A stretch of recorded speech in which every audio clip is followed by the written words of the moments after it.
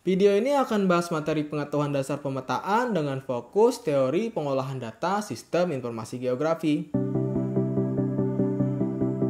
Selamat datang di channel Guru Geografi, channel yang akan bahas segala hal dari sudut pandang geografi, mulai dari pembelajaran SMA hingga isu-isu terhangat di dunia saat ini. Dalam mengolah data SIG atau Sistem Informasi Geografi, maka diperlukan langkah sistematis untuk mempermudah proses yang akan dilakukan dan juga mempercepat proses tersebut. Yang pertama adalah tahap persiapan, di mana kita akan mengkaji kebutuhan terlebih dahulu, seperti fungsi pemrosesan, data yang akan dimasukkan, karakteristik data, program yang digunakan, cara penggunaan program tersebut, kapasitas penyimpanan data, serta kesiapan jaringan internet. Setelah itu, barulah kita membuat rancangan peta. Pada tahap ini, kita harus menyiapkan beberapa peta tematik agar nantinya dapat disatukan sesuai dengan kebutuhan. Misal seperti peta rawan longsor, maka yang diperlukan adalah seperti peta topografi, peta sebaran vegetasi, dan sebagainya. Dan jangan lupa pula untuk menyamakan tahun pembuatan, karena apabila tahun pembuatan dari masing-masing peta terlampau jauh, tentu akurasi dan validasinya akan sangat berkurang.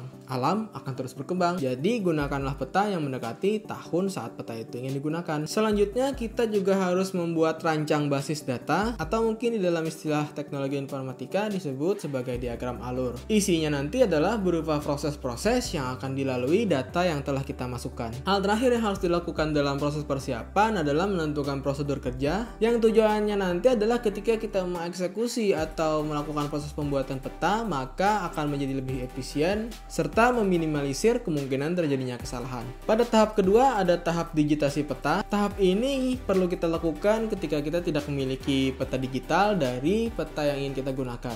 Misalnya, ketika yang ada adalah peta analog atau peta yang berupa printout di dalam kertas, maka kita perlu mendigitasi, atau bahasa kerennya saat ini adalah kita scan. Namun dalam proses digitasi nanti pasti akan ditemukan kesalahan seperti garis yang kurang atau malah berlebih, kesalahan penulisan, sehingga nanti perlu untuk dilakukan perbaikan. Perbaikan ini adalah tahap editing. Jika peta sudah diperbaiki, maka selanjutnya adalah tahap konversi. Pada tahap ini kita akan mengkonversi garis koordinat yang digunakan, misalnya seperti lintang dan bujur, menjadi UTM sesuai kebutuhan. Tahap selanjutnya adalah tahap anotasi atau tahap penamaan dan pemberian simbol atau labeling. Jika ada objek tertentu yang ingin kita munculkan, maka kita memunculkannya sebagai suatu simbol. Nah, sampai pada tahap ini, maka kita perlu untuk menganalisa ketepatan dari suatu objek seperti luasan areanya. Misal ketika kita ingin memunculkan danau di dalam peta tersebut, maka kita harus menganalisa luasan danau di lapangan dan menyesuaikannya dengan luasan danau pada peta yang sedang kita buat. Menyamakan luasan di sini tentunya menggunakan skala, jangan lupa, karena salah satu unsur penting dari peta adalah skala. Pada tahap analisa ini juga dilakukan proses overlapping atau penimpaan untuk menggabungkan beberapa peta tadi menjadi satu, sehingga data yang ada akan lebih sesuai dengan tujuan penggunaannya nanti. Sampai pada tahap ini, proses pembuatan peta sebenarnya sudah selesai. Sekarang tinggal tahap output data atau pengeluaran data. Output data nanti bisa berbentuk digital seperti di dalam layar monitor atau dicetak ke dalam kertas. Nah, data-data ini masih bersifat offline atau hanya bisa diakses oleh orang-orang pada area tersebut. Jika pengguna SIG atau Sistem Informasi Geografi berada di tempat lain, maka kita harus mengirimkannya melalui jaringan internet, atau istilahnya adalah tahap networking.